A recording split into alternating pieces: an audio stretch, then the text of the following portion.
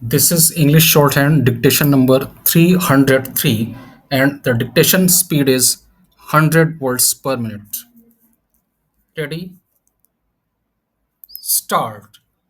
My dear fellow citizens, on the eve of the 74th Republic Day, I extend my heartiest greetings to every Indian at home and abroad. From the day the Constitution came into effect to the present day, it has been an amazing journey that has inspired many other nations. Every citizen has reason to be proud of the Indian story. When we celebrate the Republic Day, we celebrate what we have achieved together as a nation.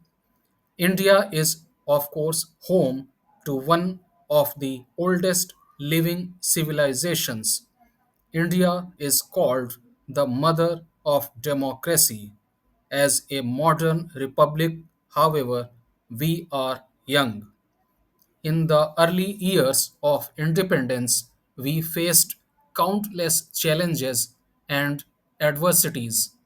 Very high levels of poverty and illiteracy were just two of the many ill effects of the long foreign rule.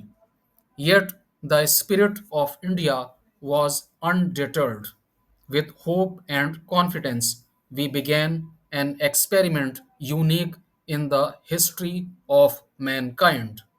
Such a vast and diverse multitude of people coming together as one nation remains unprecedented. We did so with a belief that we are, after all, one, that we are all Indians. We have succeeded as a democratic republic because so many creeds and so many languages have not divided us. They have only united us. That is the essence of India. That essence was at the heart of the Constitution, which has withstood the test of time.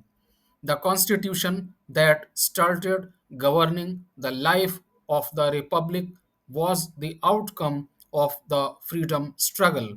The national movement, led by Mahatma Gandhi, was as much about winning independence as about rediscovering our own ideals.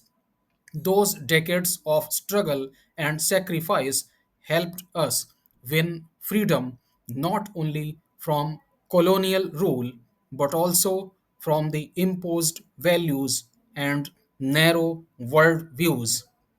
Revolutionaries and reformers joined hands with visionaries and idealists to help us learn about our traditional values of peace, brotherhood, and equality. Those who shaped the modern Indian mind also welcomed progressive ideas from abroad. A long and profound thought process culminated in our Constitution. Our founding document is inspired by the humanistic philosophy of the oldest living civilization in the world, as well as new ideas that emerged in more recent history. The nation will always remain grateful to Dr. B.R. Ambedkar, who headed the drafting committee of the Constitution and thus had a critical part in giving it the final shape.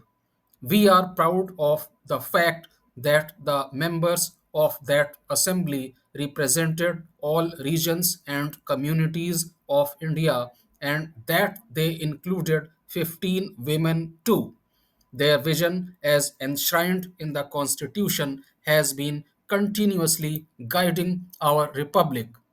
During this period, India has been transformed from a largely poor and illiterate nation into a confident nation marching on the world stage. This would not have been possible but for the collective wisdom of the constitution makers guiding our path. While Dr. Ambedkar and others gave us a map and a moral framework, the task of walking that path remains our responsibility. We have largely remained true to their expectations, and yet we realize that much remains to be done to realize Gandhiji's ideal of Sarvodaya, the upliftment of all. Yet the progress we have made on all fronts is encouraging. My dear fellow citizens, in our mission of Sarvodaya, the most encouraging has been the progress made on the economic front. Last year, India became the fifth largest economy in the world. It needs to be underlined that this achievement comes against the backdrop of high economic uncertainties around the world. The pandemic has entered the fourth year, affecting economic growth in most parts of the world. In its initial phase, COVID 19 also hurt India's economy badly.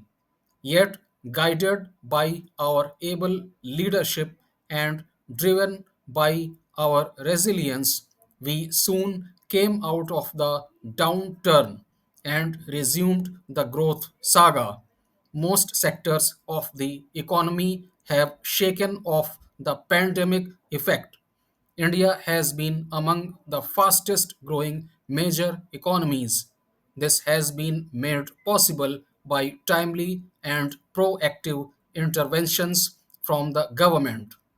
The Atmanirbhar Bharat initiative, in particular, has evoked great response among people at large.